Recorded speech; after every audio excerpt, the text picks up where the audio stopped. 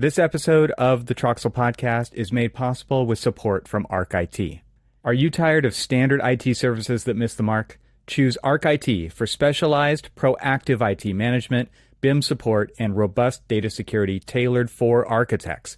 Whether you're a team of 10 or a growing firm of 50 plus, ArchIT understands the architecture industry and will empower your unique creative vision to enable you to do your best work. Embrace a technology team that enhances, not hinders, your design process.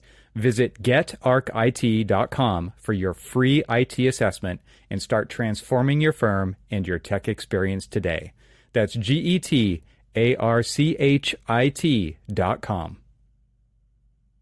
Welcome to the Troxel Podcast. I'm Evan Troxel, and in this episode I'm talking with Phil Reed and Adam Thomas about the complexities of transitioning into leadership within digital and strategic roles in an AEC firm. We talk about the crucial balance between technical know-how and soft skills, cultivating interpersonal relationships, stress management, mentorship, where to go to foster skills and behaviors, accountability, and more.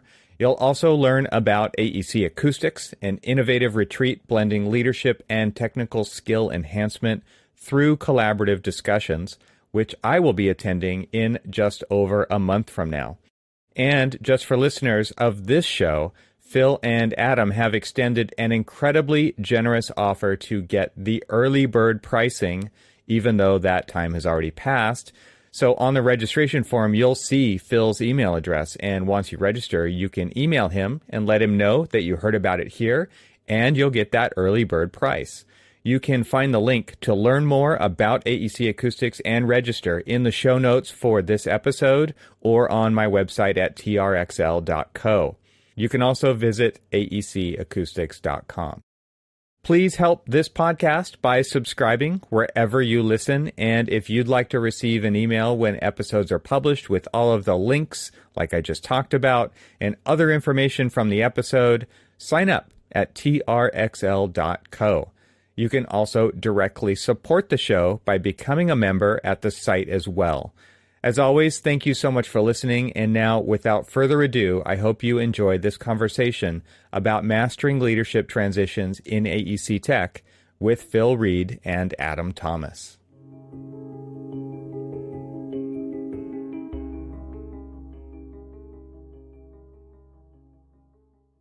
Phil and Adam, welcome to the Troxel Podcast. It's great to have you both here. And Phil, it's been a while since we chatted. It was Denver Airport, United Lounge, and I'm going to put links to those episodes in the show notes, but something you said during that conversation, it really piqued my interest, and part of the conversation was about the transition in leadership, especially when it comes to like digital tools and strategy, and there's kind of a technical side to it, and then there's this transition to leading a team, and you talked a little bit about that during our last conversation there, and that being a difficult transition for a lot of people. We work our way up, solving problems, working with the tools, really technically oriented, and then it's like the next step in that natural progression is, okay, now you're going to lead people to do that same thing.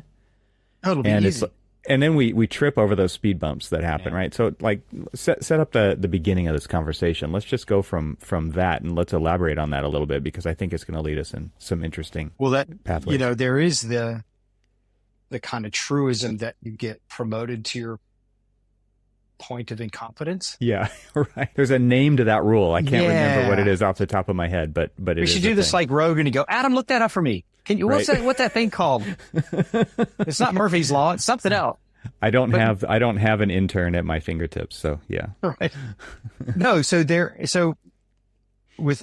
that's the thing that happened to me, and if I had known there was a strategy like read these books or go to these things or talk with these people because it's going to be stressful, then I would have known that being stressed is okay.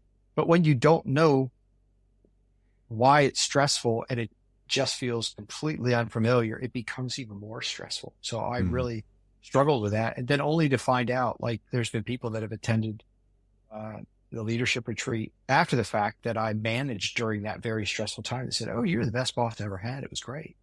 And I thought, you weren't beside my head. I was barely hanging on, man. Yeah, it was so, I didn't know what I had accomplished when I was at Autodesk. I knew at the end of a day, a week, a month, a quarter, like in detail, what stuff did we do to help the customer? And then I went to a place where I don't even know if the decisions we're talking about are going to happen in a year. How do I know I'm making the right decision? And so it was very stressful. I still find it stressful. Yeah, it's an interesting predicament to get yourself into without, like, this is not the kind of thing you get trained for in school ever, right? So if there is, let me know that exists, because I don't know that exists. It's like, and I saw this with other positions as well. It's like you get promoted to becoming a project manager. Like in architecture, there was no project management school. And it was just like, you just learn by doing along the way. But then all of a sudden it goes from maybe you're doing one project to now you've got 5 projects, and all of a sudden you're overloaded. You get buried deep, right? And it's like, where do you go for help? And I think that to me is what is kind of interesting, and maybe kind of the theme about what we're talking about today is like, where do you go for help? Where do you get these skills? Well, the money trail to go higher up in the organization is tempting. Right. And I mean, that's like, oh, I should follow the money, right? That's what adults do. That's the natural progression, right? Yeah. But the thing is, well, one of the things we talked about in Denver was the process of becoming a technical high performer. It's okay if that's trial and error, because you can squirrel yourself away after hours and just put your head down and figure out a way that'll work, that you can implement. And that trial and error is invisible to everyone else. But trial and error with people, it doesn't work. You'll end up alienating customer. You'll alienate your staff. You'll alienate your business partner. Hey, Adam. No alienation. I think Adam does way better at it. He's more of a extrovert than me, I would say, in that he works with a team of people that works with big customers. And I primarily just still work with end customers, and I have to, periodically connect to the team that makes software that we're implementing. But yeah, having a team of people that are unpredictable, and yeah, I still find it stressful. But it is stressful. It is stressful. Okay, well, then you just accept the stress. Yeah. Right. Yeah. Roll with the punches a little bit. Yeah. So, Adam, talk about that transition. I mean, you're the youngest here, so you've gone through this probably the most recently. I definitely went through this transition myself, and I'm happy to talk about it. And I know, Phil, we talked about it a little bit in our last set of conversations on the podcast. But so we've all been through this, and I think navigating this is something that we're all going to have different experiences with, and how we accomplish navigating that. But to Phil's point earlier about this becomes, it's attractive because there's more money, but there's more money because the expectation is now you're going to multiply your skills amongst a team, and you're going to help take our organization to the next level. But there's not necessarily a thorough roadmap of how to do that, right? It's like, figure it out, this is architecture in general, right? This is, how to figure things out. And I have faith that you're going to figure this out, because I don't have time to train you how to do it. I don't know what the resources are. We all learn differently. We've all done it a different way. And somehow it's all just kind of worked out. And I'm sure it's not going to be any different with you. Go. But what was your experience like? So, yeah, I am the youngest. But I think I threw myself into it because I saw a problem with the first few architecture companies I worked with. There was no direct path. It was, I'm going to be a BIM manager and you're only going to talk to 2 people. And actually the first one I worked with said that I wasn't allowed to talk to certain studios. So I couldn't effectively be a BIM manager then, because I have to talk to the studios, the people, to be able to increase productivity. It's a psychological problem, not a technical problem. And so I think for 15 years, I've been fascinated by the psychology of people more than the technical output of people.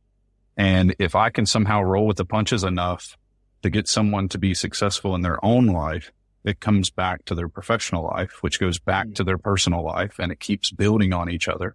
And And so I would rather get on the phone with someone and say, you know, how can I de-stress you, or how can I help alleviate some stress in the next 10 minutes? And with some clients, it's literally, they just want to talk about their grandkids because no one at the office wants to do that.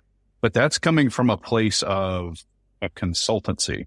I get told all the time that the way we deal with architecture firm A or construction firm B, if they tried to deal with it internally the same way, they would be told to leave. So there's a position of kind of, I privileged to say, like, this outside resource, we're going to listen to them, even though that same internal person has said it before. And I've talked with those managers, and I don't think they are ignoring the internal manager. I don't think they're ignoring that internal person. I think what that internal person has done is they built up a kind of a tremendous wall in front of them, and they're talking at people instead of with people, or they're talking too directly, or they're making it all about them versus everyone around them. And we can come in and say, oh, well, you figured it out. I just did the last 2%. Yeah. We can highlight the person without fear of our job being compromised. Where an internal person might be guarded. Yeah, there's politics, there's baggage, and you're talking about kind of a counselor or a therapist relationship, right? Where it's like, I'm paying for this outside ear, and they're going to listen to me. And that it's not different than going to a therapist, right? It's not just about the job. And I like the way that Adam frames this. Our company, the goal of our company is to take people's stress away. And that Always takes lots of forms. Yeah. So if your job is to be a great Revit technical person, I think you're coming up short. If your job is to take people's stress away, whether you're making a cup of coffee for someone, whether you're helping them figure out a complicated family component or a construction issue, really, they're just paying you to help take their stress away. And that's how we always have framed it. And Adam was the one that brought that up. And I was like, yeah, it's really good. That's like, to me, it's like a principle-based approach to what is your big goal? What is the overarching goal? How did you come up with that framing, Adam? Because I think do you think it's innate to you is my question, I guess, or do you think it's something that you learned in how to deal with this and how to open people up when they're coming to you with a high stress situation that they need this problem solved right away? I'm curious about where that came from. So it's probably not innate. I can give a lot of credit to my father and mother, because they had me at a really young age. They had to work twice as hard to move forward in life, and they took a tremendous amount of risk. They might not have been the best parents or the worst parents, but at the end of the day, they took ownership for what was going to happen and move forward with it. And where I grew up in the small town, Northeast Georgia, it's called Gumlog. The closest big town is Toccoa, realistically. So 28,000 people. Gumlog has 1,200 people. And it was you and your word are all you have, nothing else. So you really dig into you as a person becomes kind of your book or being. And then that's the only way you can move through life. So you never cross anyone. You never allow someone to go stressed out for multiple days or multiple weeks. You always help where you can. And I think I was doing that at a really early age. Now I was part of a church at a really early age. So we had like elderly outreach and things like that. I was able to help people just all the time. And those opportunities. Right. I had the opportunities to do it. And I don't think you have as many opportunities in larger cities or in certain family structures. In our family structure, we kind of had to help each other. My dad was one of like 12 kids, right? So you had to help each other. And, with your word being your bond, you didn't really have contracts where I came from. I had to learn how to write a contract after school. It was just, can we shake on it and let's do it? And I was trusted to do it. And that's a really hard thing to just teach someone. You have to let them do it. And then you have to hold them accountable. I was being held accountable as a 6-year-old, an 8-year-old. And so accountability comes natural. But now we have 30-year-olds transitioning into management, and they want the leadership and management position, but they don't want the accountability necessarily. And I would rather have the negative so that my team doesn't get it. I can sit with a tremendous weight on me for a very long time because I've been doing it for a long time, but that's not something that's easily just, you can't do it through matriculation is what I always say. I can't just sit with you and all of a sudden you can bear a huge burden and help your team. You have to work through it. You have to go through some bumps and bruises with everyone. And everyone on our team's been through them with me. And for better or worse, they trust that I'm going to get it done. And every client we have trusts that we're going to get it done. If I can't do it, I ping Phil. If Phil can't do it, he pings Gaines. If Gaines can't do it, we ping Will or Elizabeth or Don. It goes on and on. And we've got a bit of a network there. I might be the first touch point sometimes with some of the really stressful stuff. But yeah, it's kind of treating it as if, what did you used to say, Phil? If you don't know the answer, don't be afraid to say you don't know the answer, but tell someone you'll find an answer and give them a deadline. Don't just say, I don't know. And then do it. Let me find out. Yeah. And we've done that for over 10 years now. And that's the only reason we have the client base we do. Because when I just send an email, we work in a high trust environment. We have very simple contracts. We try to keep them I think our contract is 2 pages, Adam. 2 pages. Still. That's it. And we try to keep it as clear as possible because ultimately, if it takes 20 pages to work with a customer, it's going to get too complicated. And so the advantage of being in a high trust environment where people trust people and you're not just there as a transaction to do a job for an amount of money, but ultimately to take their stress away. Right. That ends up building really good relationships with customers because they understand you're there for the whole person, for the whole team, not just for here's the product that you wanted, here's your invoice. Yeah. And sometimes projects go sideways, and Adam's had situations where projects where maybe there's people coming in or some expectations not being met, but if you've built trust, someone else is going to reach across that table for you and go, no, these guys got it. So that's how we tend to approach it from a stress standpoint. If your business isn't taking people's stress away, if all you're doing is providing a transaction, then I think you're right for competition. But someone comes along and says, "Oh, we do it for $1 less," and they go, "No, you can do that for $1 less, but you can't take my stress away for $1 less." And these guys do. I tell people all the time that my first goal is to meet the goals of the project. My second goal is to get you home to your wife and kids, your husband and kids 5 minutes faster today. Yeah. That's it. Those 5 minutes add up. I have a 4-year-old now, so I realize it more than ever that time, it always goes away. Mm-hmm. I can't just go to the end of the weekend and say, okay, I would like 2 hours back with my daughter and wife. I can't do that. And when I'm thanked, and thanking is hard for people to do too, but when I am thanked, I'm not thanked for being a technical expert. I'm thanked because they got to go home 1 hour early on Friday because I said I would handle it or the team would handle it. If I'm the only one there, I'll open my computer and fix it. If we're still in the office, the team jumps in and fixes it. And months later, they'll say thanks. Isn't that the aspiration of architecture school, is that we're going to do this thing and that's going to allow us and afford us all this time to be, the life of the party and, waving our glass and talking about our projects. But the reality is we just work unforgivably long hours. And then somehow it's worth it. Adam and I say to each other, you can make money, you can't make time. So you better find balance. So Phil, talk about this transition to overseeing a team that you experienced, because I think that's where a lot of that transition is very difficult, as we alluded to early on in the conversation. And so there is a progression to get to that point. And I think the strategies that Adam just laid out totally have a lot to do with becoming that person, that trusted individual who becomes kind of the go-to person to be, identified as a potential leader when it comes to digital practice, design technology, BIM support. There's many variations of very similar technology kind of stuff. But because you're so in the weeds with solving problems, tech, operating the applications and the computers and all the different technologies, the way they talk to each other, all these things. Now we're adding a layer of soft skills, or people skills on top of that. And that starts to naturally percolate you as the individual to that position for potential becoming that spot. And then all of a sudden, you're not doing the technical stuff anymore. You're not doing the nitty-gritty details. You are making sure people are handling the right things. You actually have to completely change your day-to-day, and that is a really tough transition.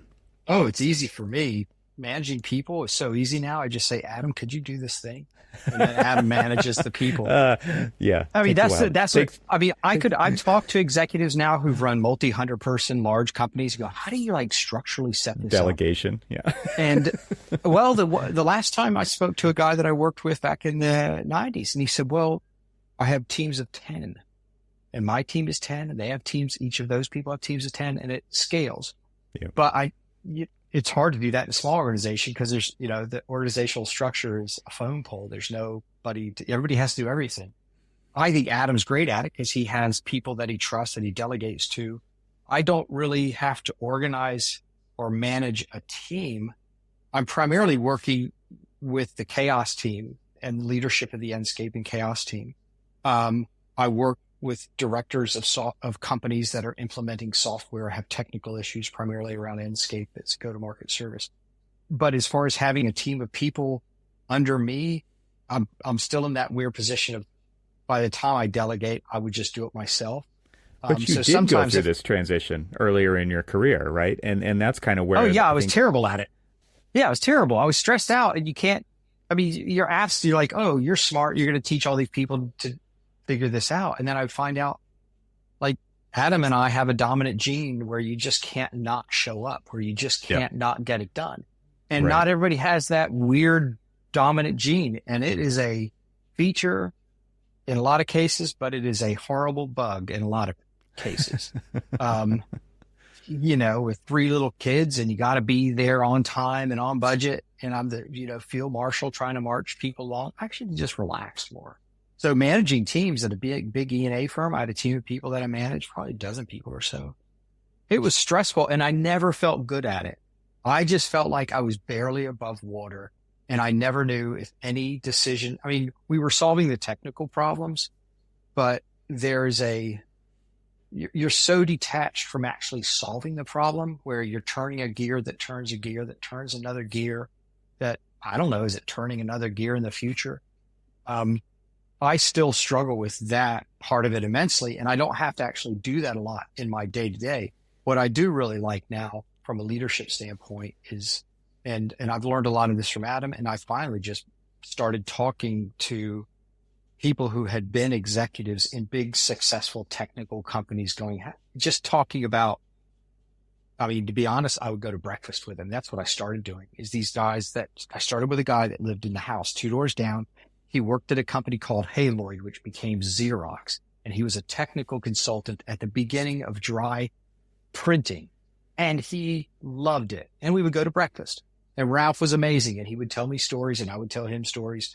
And talk with Ralph on Thursday morning is why Adam and I got in business. Because he's like, no, you should just go into business for yourself. And that had never occurred to me in that way.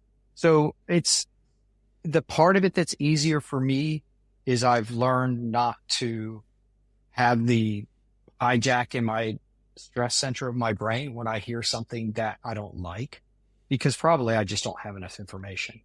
And there's a frame to this. I sent it to Adam actually the other day. It was a Meaning Wave song.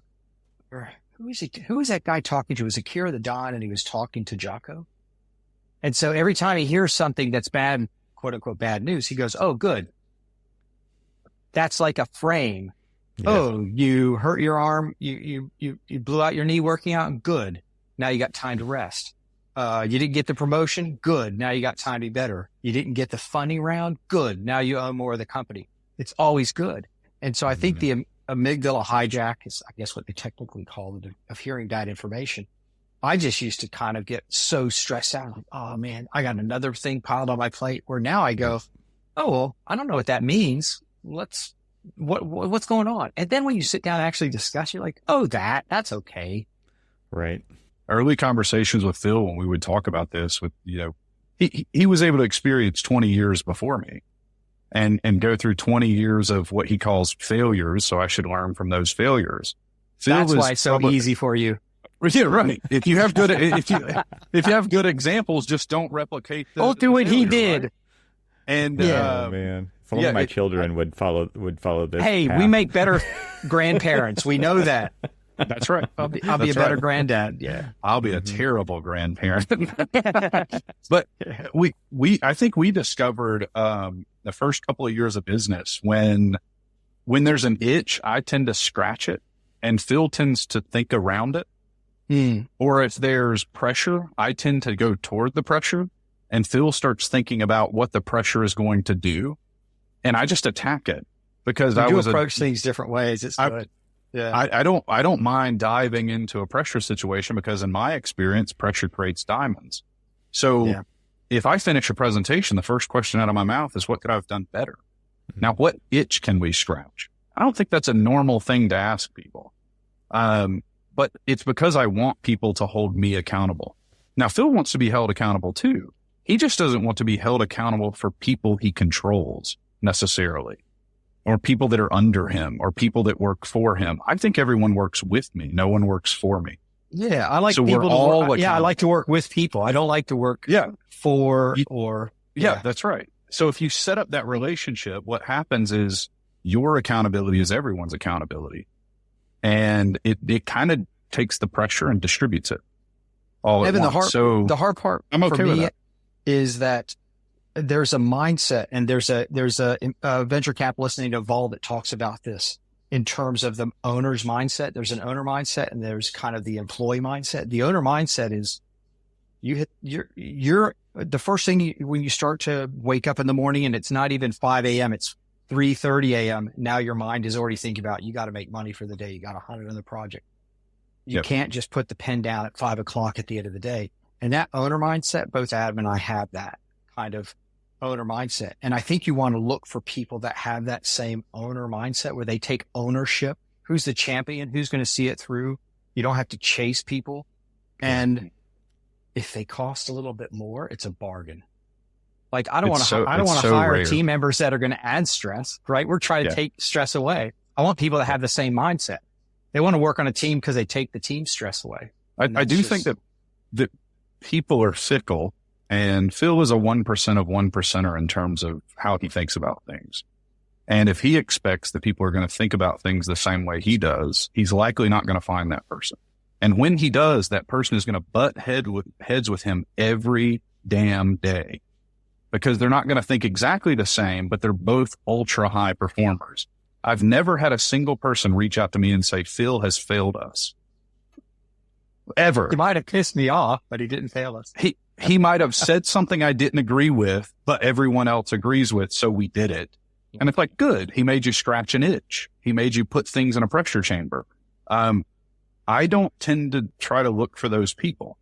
I tend to try to look for people that have qualities of that 1% person, and then give them the tasks that match those qualities so that they can hit home runs more often than sacrifice flies or bunts, right? I want to build the field around somebody in a way that makes them succeed versus trying to find someone that can build a new field in order to succeed.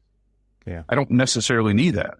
Yeah. I think you're getting to kind of the leadership qualities of finding success means helping others become successful. And you are more concerned about them, and what happens then with your progression becomes a natural outcome of your helping them achieve their goals and achieve what they are capable of, even if they can't see what they're capable of themselves.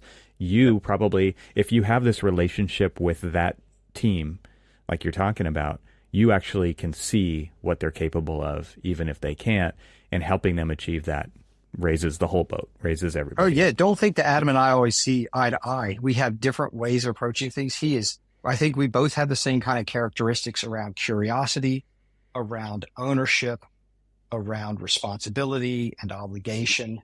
And, the thing they say in the South is, on time is, early is on time's late, and late you're fired. But we express them in different ways. And we'll talk about obscure things like even our investment portfolios, the way Adam will approach investments and the way I approach them. We both have had very successful investing experience, but we approach them differently. I think the way I tend to look at it overall, I've heard a statistic not too long ago, and I'll try to remember the source, that the square root of an organization generates half the revenue. Now, if you're talking about a team of 100 people, that's 10 people that generate half the revenue. Right. Oh my gosh, what you could do with that team of 10 people and not have the HR issues and the drama and the politics of 90 more people. And I think technology facilitates that. If you can find the 10 right, curious, high performers and build a team around that, you can run circles. I mean, it's just amazing. And I feel like we have that.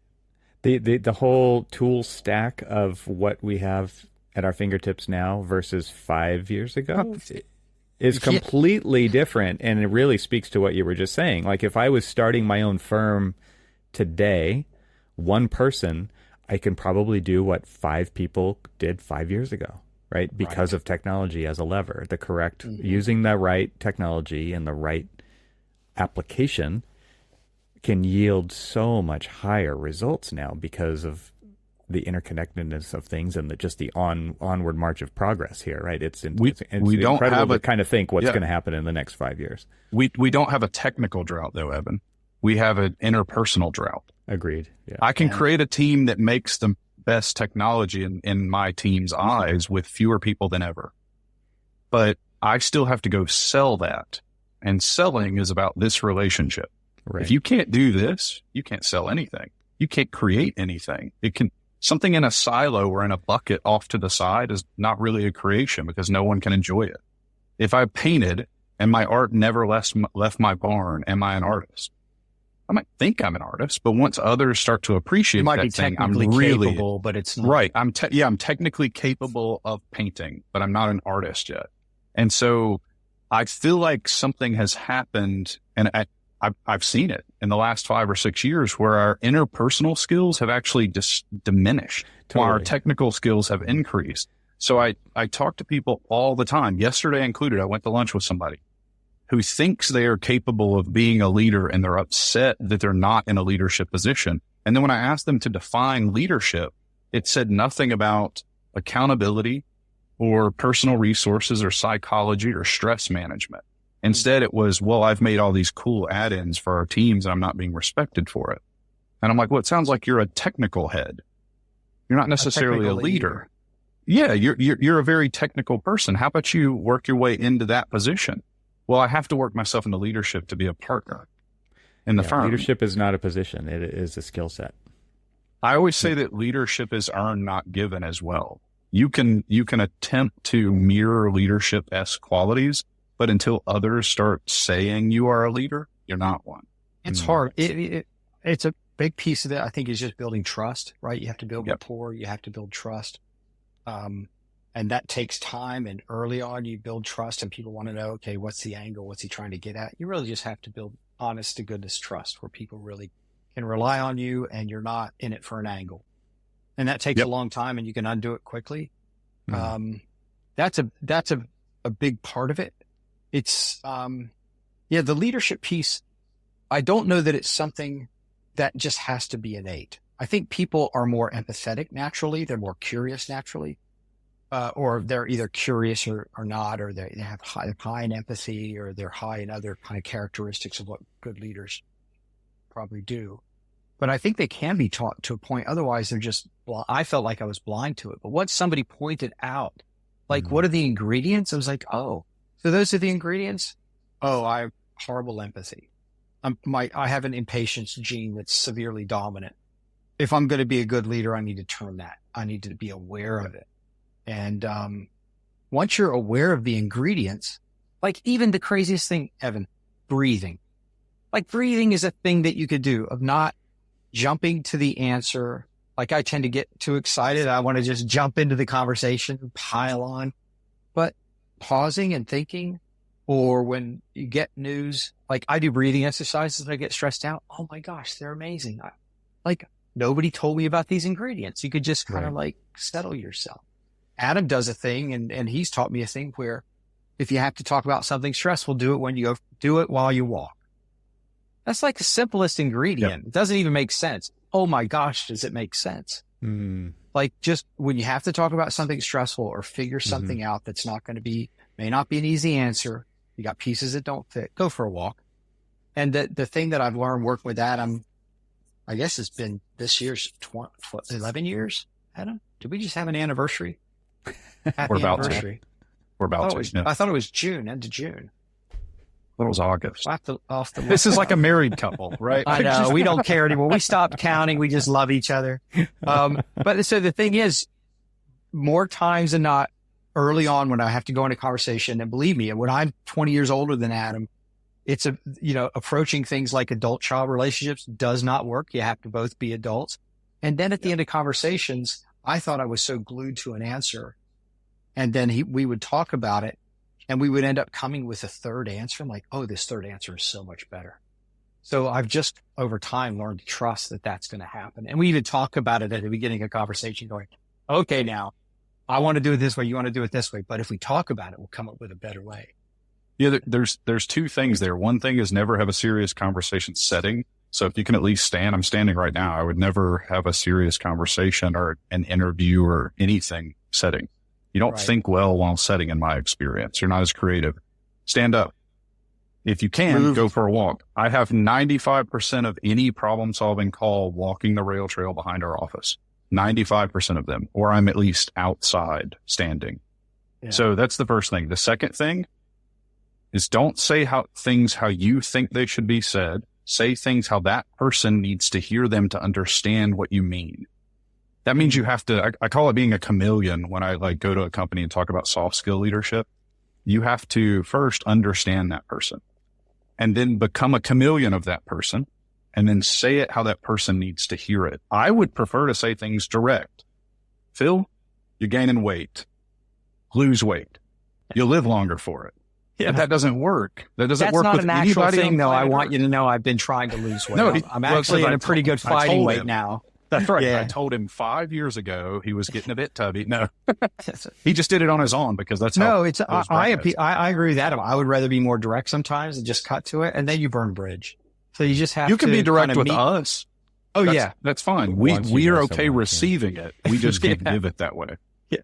No, you have to meet the other person's same in energy. marriage. What do they call it? Like mirroring or mimicking or. Right. Yeah, it's mirroring. That's a communication style as well that I've noticed people in sales meetings, they talk about kind of try to detect the energy of the person. Because if you go in all excited and they're relaxed and cautious, you're going to the bullshit detector's going to go off. Right. It's too much. Right.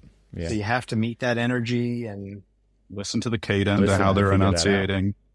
If, you can also sway a conversation a bit like that. You have to be extraordinarily on to do these things, though. And I don't think most people can be this on all the time. It burns your brain up, right? Like if you have a fire in your brain, you can't perform. But if someone's coming in with high energy and you know that you need to bring their energy down, you bring your energy way down and they meet your energy like training, and they'll come down and then you'll have a better conversation. Yeah. If you need somebody to be more fired up about something, I can't talk to you like this. I have to really get fired up to boost them. Pull it out of them. Yep. Yeah, it's like, hey, we're going for a run right now. And it's like, I'm not going for a run. Yeah, you're going for a run. We're going for a run. I'll drag your ass outside. We're going for a run. And then we get outside and we have a nice walk because I've set the expectation. We're about to sprint for a few minutes. Now we can have a nice walk because you were, dragging a bit today or feeling down or feeling bad for yourself. Move the energy the way the energy needs to be moved. But that's easy. That's actually something you can train. You just have to practice it. It takes a tremendous amount of practice. Just right before this conversation, I was outside doing some work with my youngest, and he had done something, put something in the wrong place. And how old is your youngest? Just frame this. He's 18. He's 18, so he's not that young. He's not like 8. And it's like the thing that he put in the wrong place needs to be moved. He says, I'm not going to do that. That's absurd. And he said, I'm not going to do that again. He said it twice. I said, fine, I'll go do it. He goes, well, I'll go do it.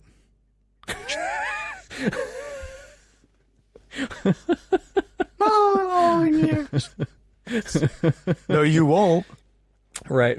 I said, well, you just said you're not going to do it, so I'm going to go do it. No, you can't do it. No, I'll go do it. Right.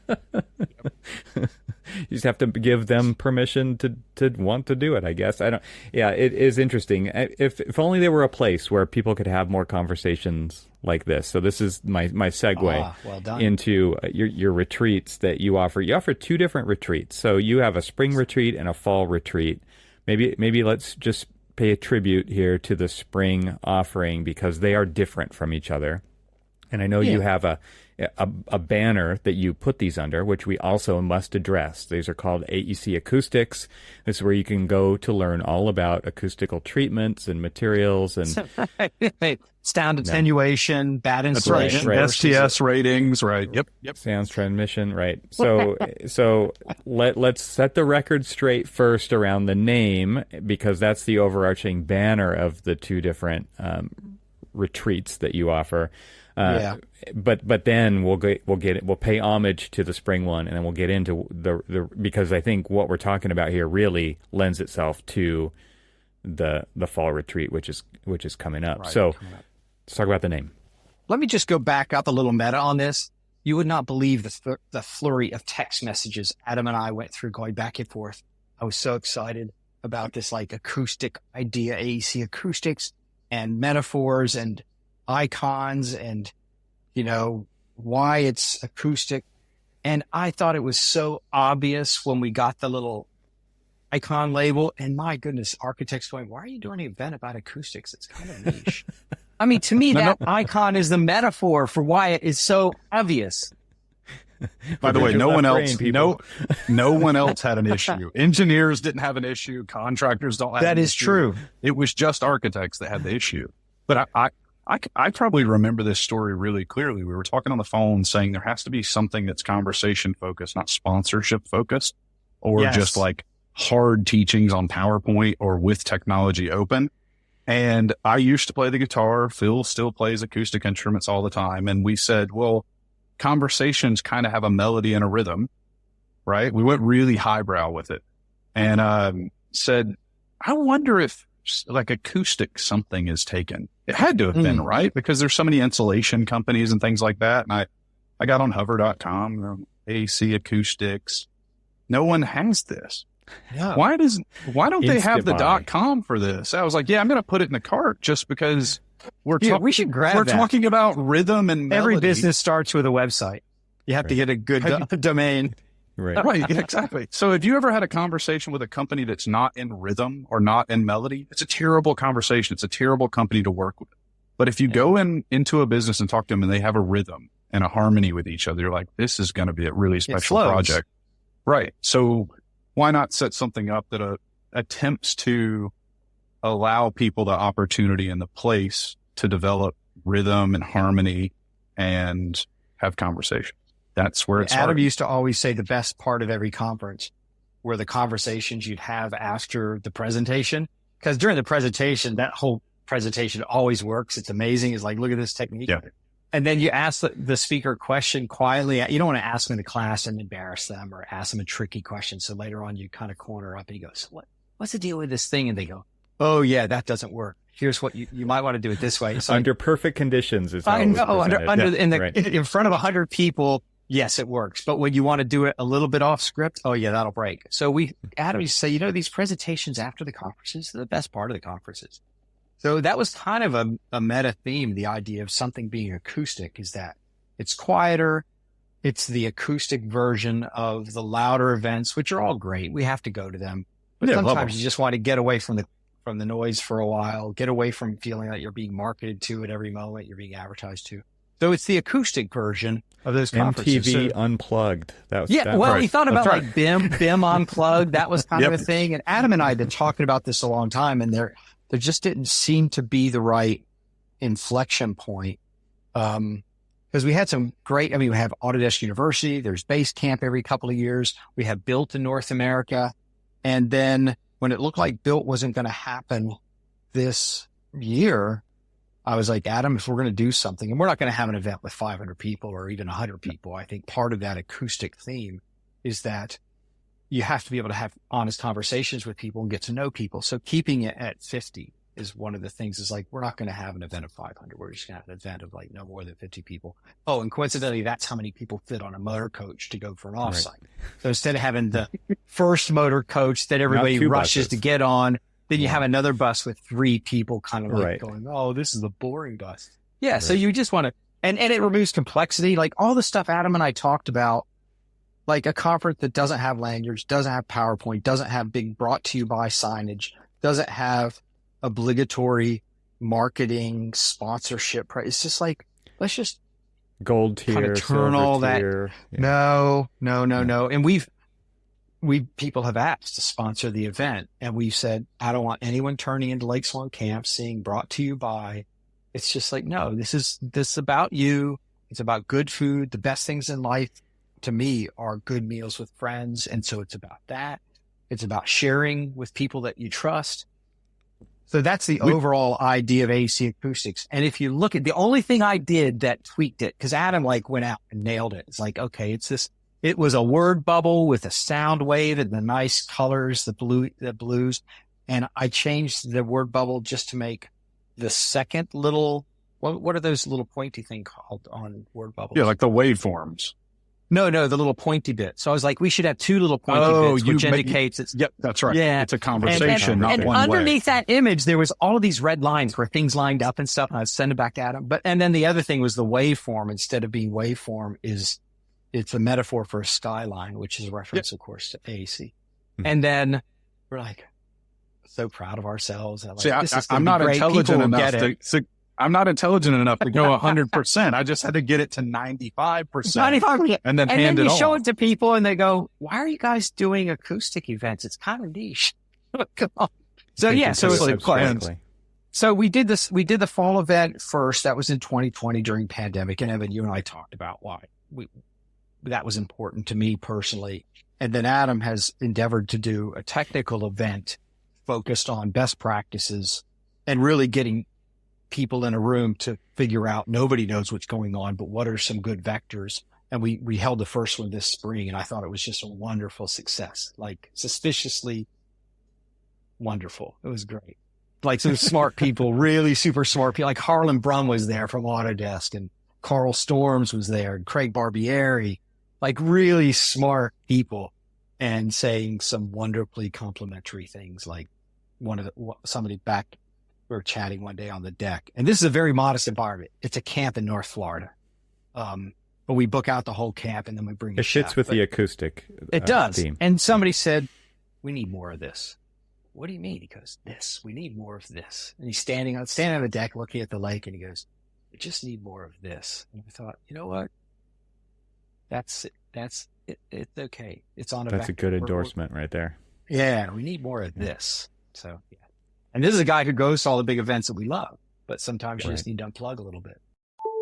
This episode is made possible with support from Guardian for Revit, because even superheroes need sidekicks in the BIM world. Are you ready to say goodbye to the model headaches and hello to a smoother BIM management? Meet Guardian, a revolutionary Revit add-in that's like a command center for your BIM strategy. Guardian is dedicated to helping teams protect their models, automate consistency, and ensure a standard of quality in their Revit projects. With Guardian, you'll save time, avoid mistakes, and build trust in your system. Guardian takes a holistic approach to improving the user experience by providing the data and solutions you need to address issues quickly before they become a problem. Through actionable insights, you can customize the Guardian settings to reflect your firm's standards and best practices with in-the-moment user education and project protections. Guardian ensures your teams can focus on what they do best: building, designing, and engineering. Trusted by firms worldwide since 2018, Guardian is your go-to add-in for the complex world of BIM. With immediate and measurable ROI, firms have saved thousands of hours by preventing mistakes before they happen. Are you ready to elevate your team's Revit experience? To learn more or take advantage of a free 30-day trial, visit www.getguardian.tech/TRXL. Together, let's take a stand in the new, proactive era of BIM management. My thanks to Guardian for supporting this episode of the Troxel Podcast. And now, let's get back to the conversation. We have the technical event. How would you describe that, Adam? If we're focused on the technical side of things, we still have good conversations, but it's not a round table format, right? And yeah. The way that you do it, it's not like a one to many. It's we come together, we have a discussion about a topic potentially, right? Mm-hmm. Yes. Yeah. So you have basically a host, and the host is kind of frame the topic, and Phil and I help narrow the topic a little bit based on the people coming, because you wouldn't want to speak about something that no one wants to discuss, right? You wouldn't want a topic that's seemingly random. It has to be on some kind of vector, so you have to curate it a little bit. But the inaugural event for the roundtable was one to many, because there was enough people to generate a large discussion with each topic. One large discussion, yeah. But we did realize afterwards that that's probably as big as it can get. Like, we would have to break it into different conversations, but there's opportunities to do that, because what a general contractor is facing technically and needs to have conversations about might not be the same as an architect, but they should both be able to read each other's leave behinds. And that's what we're trying to do. We're trying to capture those conversations as well in executive summaries and follow-up podcasts and recordings, just to help keep the conversation alive on the website for, the next year, so people can see what's actually happening. If you could also record the conversation that happens after the conversation's supposed to stop, that's the real special thing. Yeah, so that was even conversations after those. Yeah, that's right. It's almost that you created a primer for people to stay up, grown men and women staying up until 1 a.m. talking about something that they thought they didn't care about. And you have to look out your door and go, hey, could you guys keep it down? It's 1 a.m.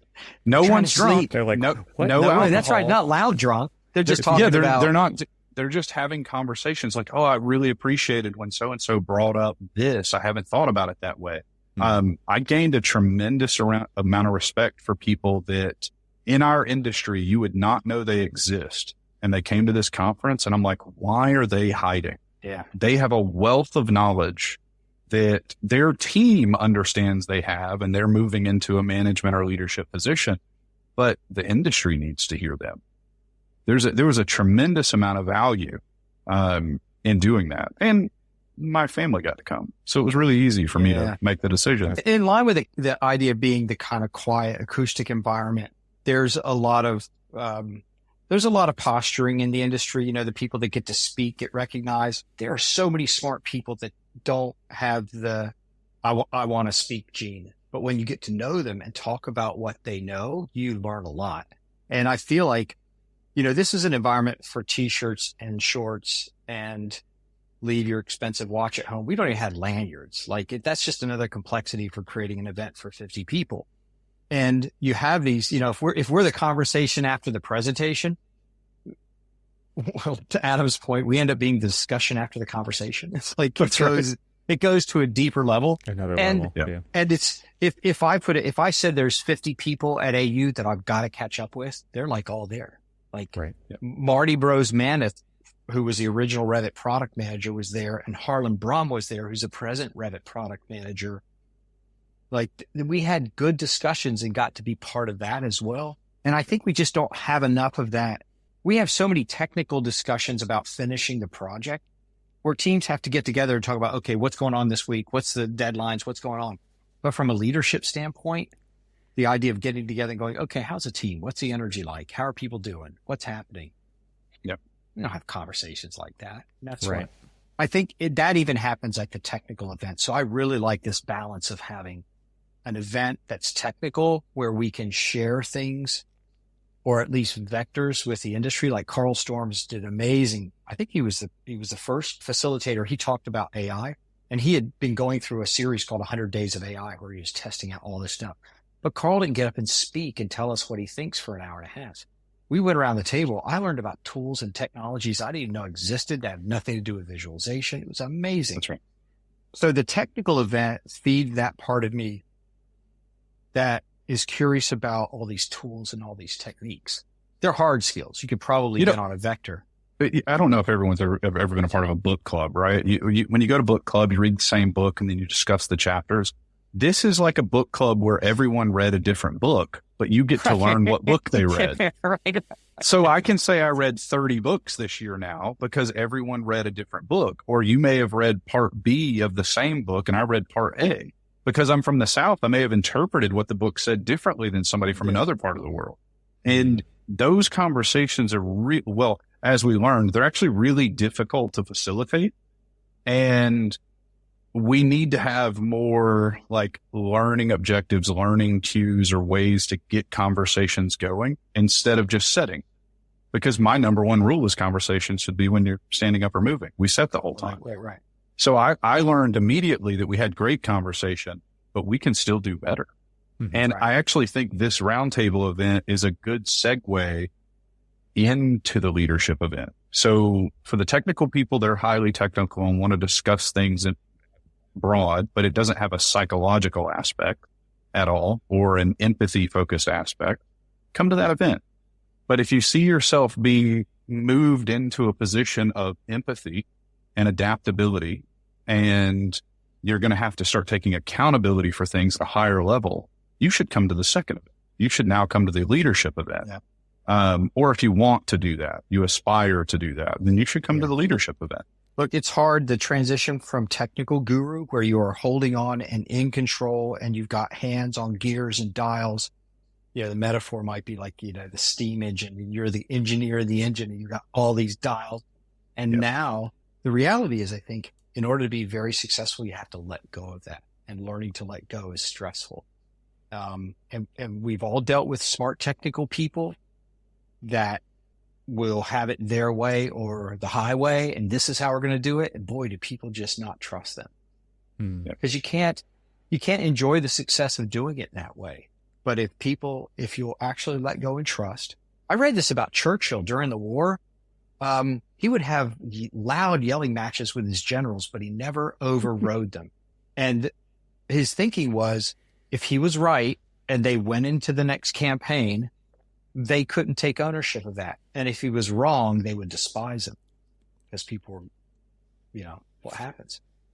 And, but I think letting go and trusting, not just delegating, but actually letting go and let people have ownership is the only way to succeed.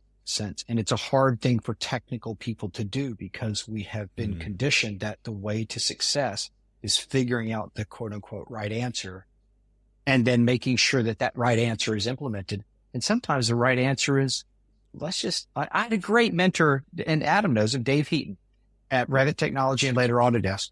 He would just say, well, what do you think we should do? And I would go, well, we could do this or this or this. He goes, yeah, but which one we should do? I go, I think we should do this. He goes, well, let's just do that. And if it doesn't work out, we'll do something else.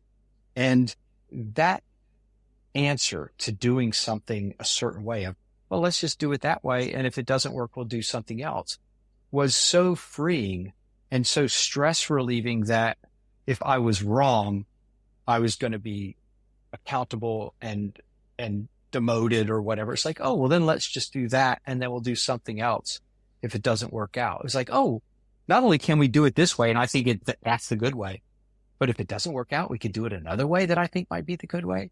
And Dave taught me that in a wonderful way. I've been fortunate that I've had good mentors. So I think that's what the leadership part of it is about. And so these are the kinds of things that people could experience there, right? You've got a wide range of experience, and you've got people who have been there, done that. And to your point earlier, Adam, like Phil's got 20 years of experience and he wants you to be successful. So he's going to not have you start from a blank page and figure everything out on your own and reinvent the wheel. And, you know, there's all these cliches we could say about doing it that way. But then there's like, this is a place you can go and tap into the knowledge base of people who have literally been there and done that and have had a wide range of experiences and help you formulate how you're going to achieve the next thing that you're going to do. Yeah, I mean, the opportunity here is very different from other conferences where you sign up for a bunch of classes and you walk an expo floor and it's very salesy on the expo floor side of things. Not always, right? But you go to see the wares too, so you know what you're signing up for. But you're going there to like tick off a bunch of boxes. I get the feeling that going to a conference like this, you don't know what the boxes are, right? It's like you're going, and it's a very open-minded, and that should be the approach to this, is like, maybe you identify some goals ahead of time of like, here's what I'd like to walk away with. Oh, we have a structure. Yeah, sure. And then the world is your oyster at this, and you get to figure out who can help you get to where you want to go. Yeah, I think Randy's done a great job. We have a framework around good leadership that, I mean, it goes back to 2020. It talked about, the kind of ingredient skill set. And this year we're going to explore that more in the context of implication from leadership standpoint, like how you communicate up, how you communicate down, how you listen, there's a framework and structure for that. I think the big piece is, from a leadership standpoint, is leadership is not head count. You might have a team of 3 people. Just to be a good leader, just to be someone that's trusted, people can't come to you and tell you bad news if they think you're going to pop. Good leaders don't pop. Good leaders go, oh, good. Tell me more. Let's figure it out. Mm-hmm. And having that appropriate blink reaction. And then ultimately, if people trust you more, you end up with more opportunities. You end up growing. You didn't mean to grow a team of people or a team of trusted connections, but that it's nice. But I think for me, the key has been you just have to let go. And it's hard to let go of that feeling that, oh, if you're just not worried all the time, something's going to sneak up and get you. Like, you have to letting go of the inevitable, letting go of the worry, and not being detached to the point of suspicion. You still have to care, but and not confident that you always know the right answer. But that's what we're trying to facilitate with the leadership retreat. And it's helping people, in many cases, high technical performers go from being recognized as the high technical performer. We know people that technically perform at a very high level, and then they don't know that people go, I can never work with them. They'd be so difficult to work with. And they keep losing opportunities, and they're smart people. Help them make that transition. And then they're that frustrated other side of the conversation that Adam had. It's like, I want to be recognized for what I've accomplished and what I've done. And it's like, on the outside, I can see exactly why you're not being considered for that position. Right. And you can, it does happen. So there's 2 subjects I want to talk about. I want to talk about the other aspects of the leadership retreat that are location exclusive kind of things that you guys do. I want to talk about the food, because I think your approach is really interesting when it comes to that. But before we do that, I want to talk about permission, because there are people in situations where they can just say, I'm going to something like this, or I'm going to go next year, or I can't go this time, but the spring one sounds great.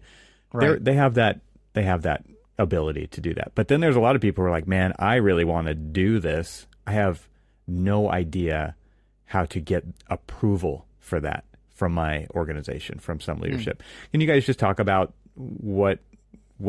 I know you have talked about this before, so let's talk about that part of it. No, you actually have a really, I think, good way of thinking about this. I'm actually met with probably 50-50 because of where I am, just in my age and my progression. There are less people in a managerial or leadership position. Most people are still 5 to 10 years away from it. And so they see this. I actually had somebody tell me Monday of this week, Adam, I want to go. I need to go to better myself first, knowing that it will better the people around me and better the business around that. So I call that communicating in 3 prongs. You have to communicate inward to yourself first, outward to your direct team, and upward to your management. And if you can't do all of those, you failed. And some of us do one of them really well, or 2 of them really well. And they have no capability to communicate up to management, because management is so disconnected from their current position that these people are thinking about taking 5 days off and paying for it out of pocket because they think it's such a value. And I would say half, maybe 40% do that anyway. I know people that do it because they're like, I don't want people in the company that know about this. So they don't ask because they're afraid it'll get out. Yep. Oh, or you just see the value of investing in yourself, right? And and ultimately, it may come down to that in some cases. Even if you go to like the Autodesk University, they do this thing where it's like, oh, do you want to convince the boss to go? Download this form. right? And it's a thing you have to download because they're like, well, how is this going to return on the investment? And so there's lots of things about both events that we try to keep below the fold. Like the first thing that you see when you log in is not that we bring a French chef to a private event. That's below the fold. The first thing is probably quotes by smart people who have been that said why this improved their relationship interpersonally, inner office with customers. I think management realizes that good leaders and the team that's managing the business have to have good soft skills, or at least somebody on that team needs to have the soft skills that are important for keeping people from leaving because they get frustrated. So for people that are already kind of in management leadership positions, they can kind of delegate, like they have things that they can go to. It's the ones that are on that cusp that go, oh, I should go to a leadership. Things like, oh, we don't want you to be a leader. You're the BIM manager. We try to keep the important things on why good leadership is important, even for BIM managers, above the fold. So without scrolling down, what should the C level see if they go to this website? And we do that for both events. We try to keep, so there are some very practical things by keeping the event at a private camp in North Florida and bringing a chef, including, like you sign up for these events that are $2,000 and then you still have to pay for your transportation and hotel. Our events are below $2,000. Like early bird for the leadership retreat is $1,500. That's everything about how to get there. That's your accommodation. That's offsite. That's food, everything for the week, so that there's no surprises. So it's like, oh, you paid $2,000 for the event, and then you had to get a hotel that was $300 a night. No. So in practical terms, it's reducing complexity wherever you can. I think Adam and I agree. It makes it better. I think I have two call to actions I think about, because everything I do has to be, it has to be a call to action and accountable. Otherwise there's no point talking about it.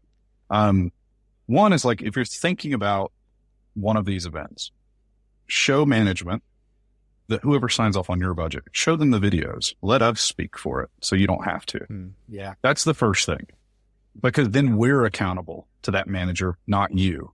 That manager can call us.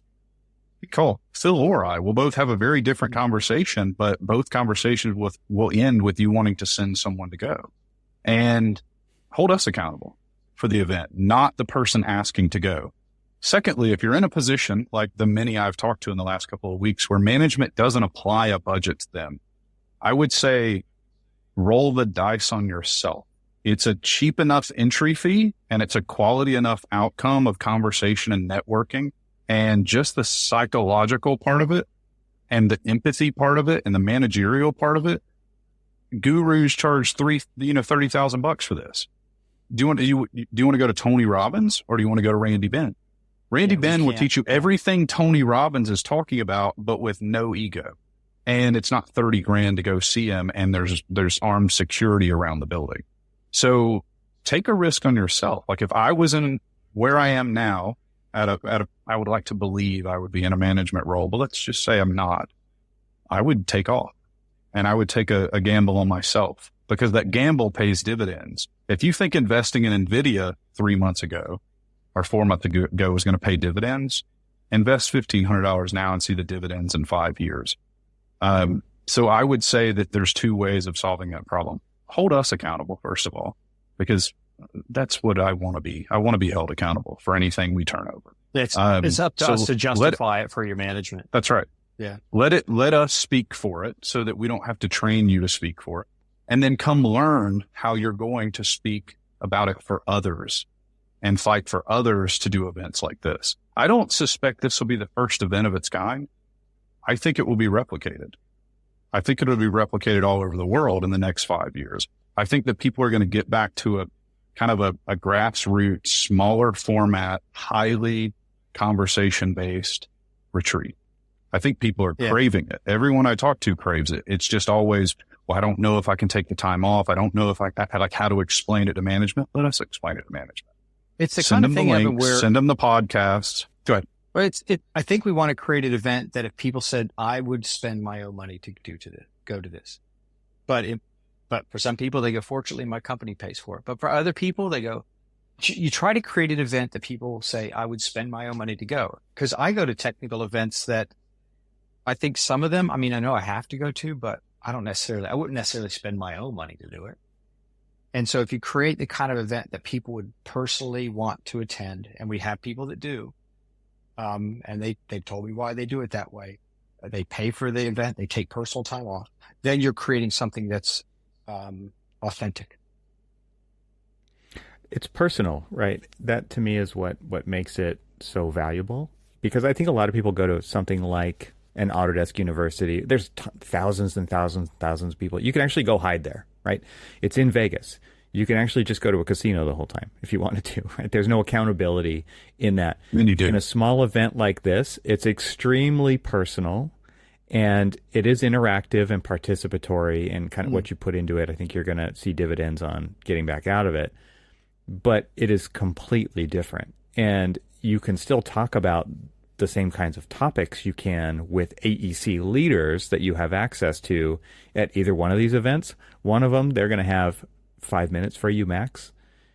In an event like this, they're going to have an hour for you, right? Right. It's just, you have personal time because you don't have all the distractions. You don't have the entire schedule of everything crammed into a day, and you've got to be on this side of the expo center at this time, and you've got to be in this conference room. And it's not like that, right? You're in a small venue. I had people ask, they looked at it and they said, this looks like a junket. You guys have an offsite on Monday at the beginning where you go down this river and people paddle, or they paddleboard, kayak. And I would approach it in this way. When you mention it to your senior that you want to go to the event, go, and by the way, it's alcohol free. Because that doesn't happen in the industry. You go to these events and there's open bars all the time. To me, that's the junket. And that's where it gets noisy. And Adam and I have done that. There's no moral obligation. It just introduces complexity. Like there's a lake, there's paddleboards, there's canoes. I can't have the risk of anyone drinking and getting hurt. And then people wake up before sunrise and they go for a walk. So it kind of works out. It kind of fits all together. But if you tell your boss, I want to go to this conference or this retreat or this roundtable, and it looks like there's no alcohol for the week, to me, that kind of sets an air of, oh, this must be a serious thing. Like you're going to be unplugged for a little bit. Yeah. A lot of the, let's call them the bigger AEC companies that go to the larger conferences. I've heard that they know they're sending people there and they don't get anything back from it. Like even the recap afterwards. Hey, Evan, I'd love to send you to so-and-so conference this year. Could you do a 45-minute presentation when you get back? And 6 months later, they're still asking for the 45-minute presentation. And then they still send them they'll send them again the next year because Wow. they think without visibility, they don't maintain their status as a company. And you just kind of cued into it. You're actually kind of invisible because there's so many people. So if you're trying to be visible, that's not the right place to do it. And if you're trying to be accountable, that's not the right place to do it. The right place to do it is a small circuit, a small conference of some kind. And then you can be highly accountable and you can be highly conversation based. And you can actually do that 45-minute presentation the week you get back. I mean, quite frankly, you could do it with just notes because you're going to have so many notes on a little 8.5-inch notebook that you could wing 45 minutes. The thing you're never going to be able to impart on people is the associative feeling of being at an event like this. Where like people can understand what it's like to be in Vegas. We've all seen movies, but I don't know how to explain. Right. I don't know how to explain to people the feeling associated with the noise being shut off and you being able to focus on a conversation for 2 whole hours. I had 2-hour-long conversations with people that didn't exhaust me. But in Vegas, the first morning, I'm exhausted. But there's a thing, and it's just part of how it flows. You get in all these classes and you're packed in and you're, elbow to shoulder trying to make your way to the next session. And then at the end of all of that, the exhibition hall opens up and it's loud music and you're in line with your ticket to get a drink, to have a chat, to decompress. And so we're just going to do the whole thing where you're decompressed. If decompress means like in the afternoon, we decompress and for 3 hours, it's open time to just, if you want to go for a walk, if you want to journal, if you want to read, if you want to have a chat, if you want to go down lakeside and grab a paddleboard.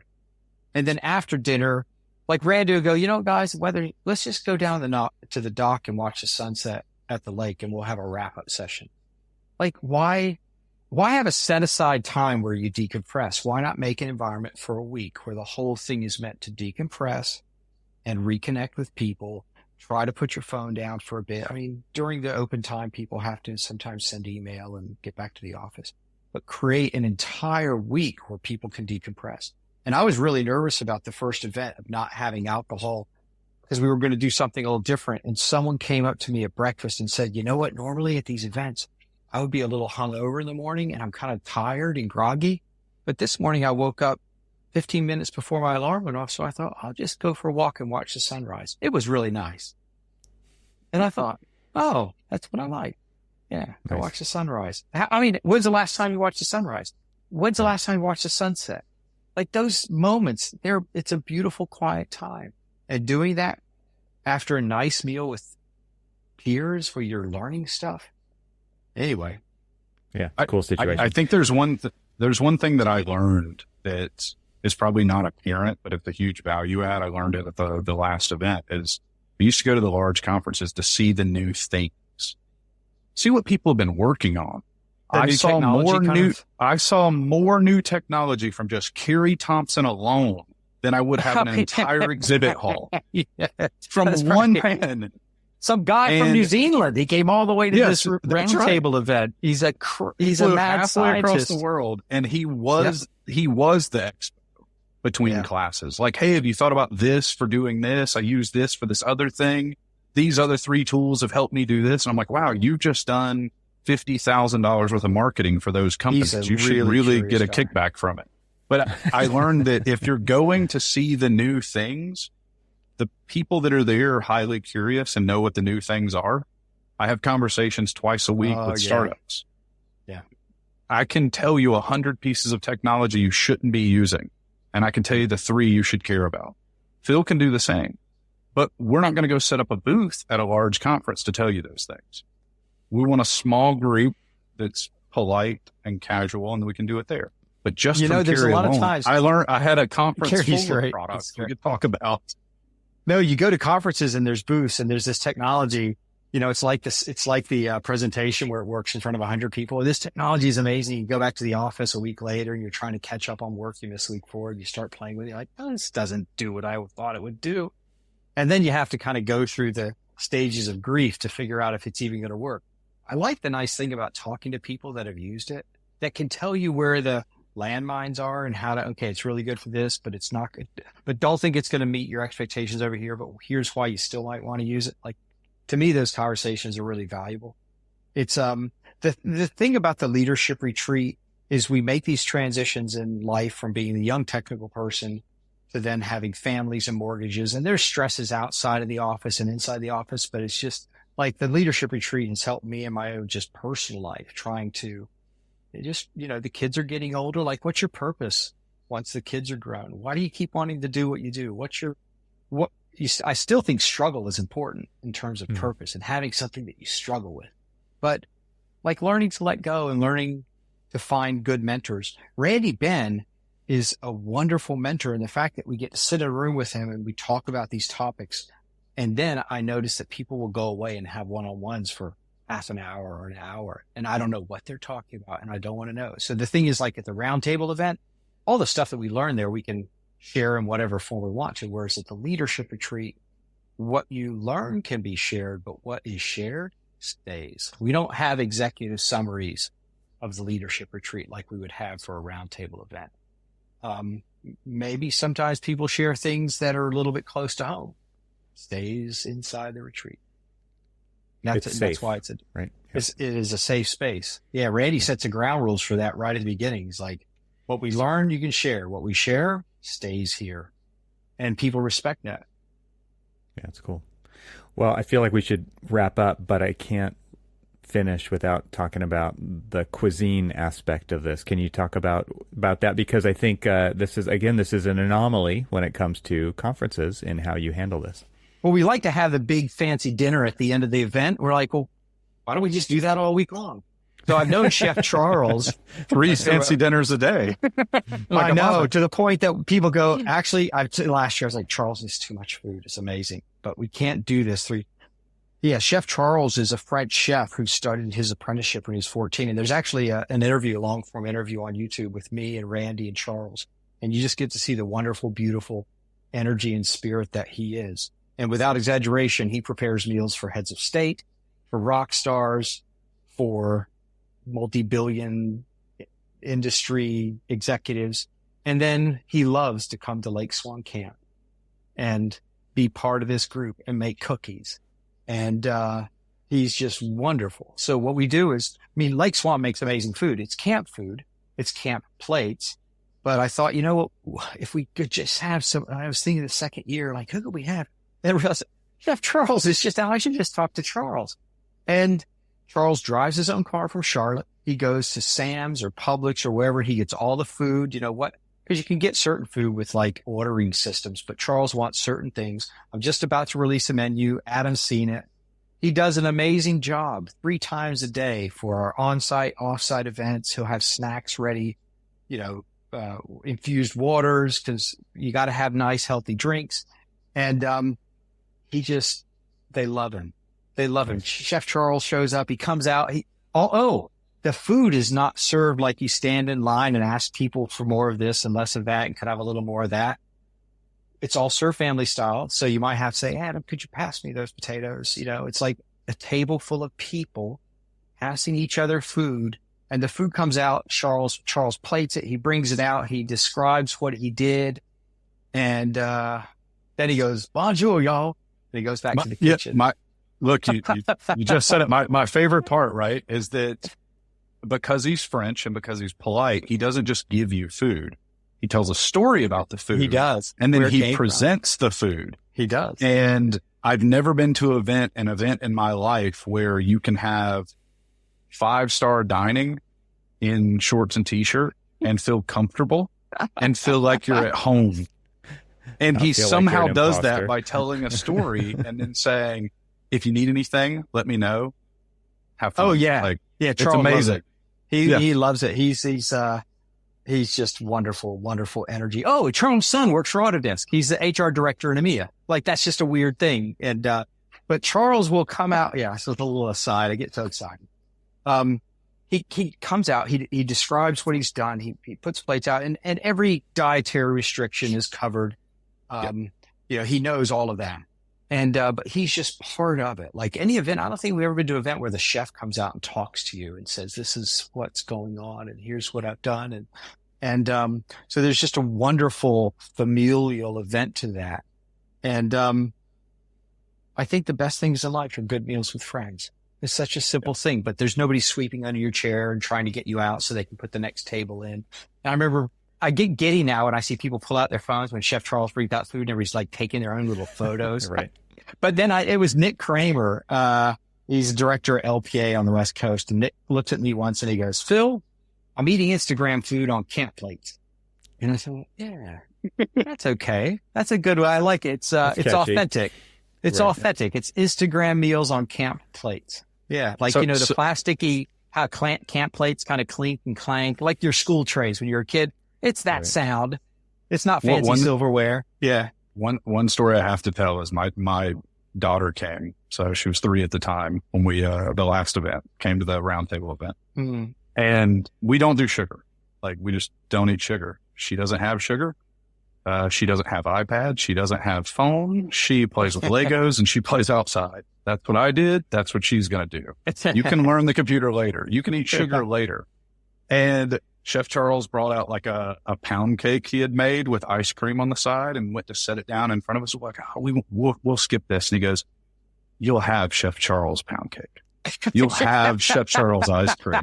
And he goes, and the little one can have twice as much. And I was like, we don't do sugar. But we don't do it. He's like, it'll be okay. It's Chef Charles. It's Chef Charles. And I was like, okay, fair enough. So now she'll ask. My daughter will say, when are we going to go see that guy that made all the food? The good and let me have ice cream. And I'm like, well, I can go see him right now. You want to drive and see him? Chef Charles will think it's amazing. He's going to feed you a dessert. So yeah, Adam looked over at the roundtable event and he goes, we got to hold on to Chef Charles. Actually, in our post-mortem, right, I said, I don't care if we get rid of anything else. He is staying. We got to get. We can change everything, but I will fight tooth and nail to keep him at every event and until he wants to leave, and then I'll still fight to make him come back. Yeah, he just does amazing. The photos online of him preparing lamb racks for one of the events, like how he sources his food, all of this stuff is beautiful. And the first year he said, Phil, I'm very busy. You know, I'll do it once, but I can't guarantee that I'm ever going to be doing it again. And then on the second day of the event, he was lakeside, sitting in the lifeguard chair, doing a FaceTime call with his wife, Lee. He's going, you got to come. This place is amazing. I love these people. And then by the end of the week, he's like, you know, if I was ever going to retire, I could work. What am I talking about? This is crazy talk. I'm never going to retire. He's just wonderful energy. And it's just all these wonderful pieces have come together, and the sum is greater than the parts. And I'd love for other people to experience that. And Adam would too. Well, and you framed it, you know, in there somewhere about having a meal with friends, right? And it goes back to your early having breakfast with mentors to glean insights. Like it's a great spot to have meaningful conversations. And it doesn't have to be about work. It doesn't have to be about professional development.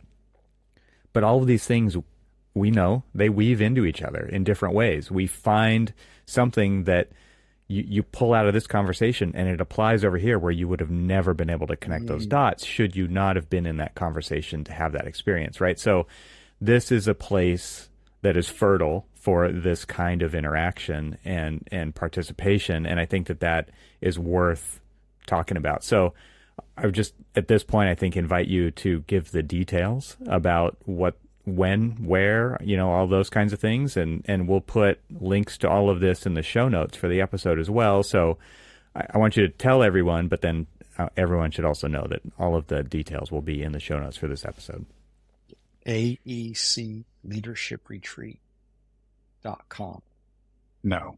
Is that wrong? Don't go there. Don't go to that website. It's just AECacoustics.com. Click the leadership tab. That's right. Sorry, Adam. Yeah.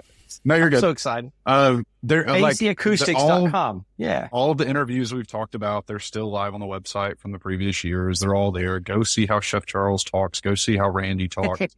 And then hold us accountable if you don't think they present themselves well. Reach out to us. Talk to anybody who's been there in those photos. You probably know them, or you can figure out who they are. Send them an email and ask them. Yep. I appreciate how you guys offer advocacy on others' behalf to make the case for why it's valuable to go to something like this. So I hope people do take you up on that for sure.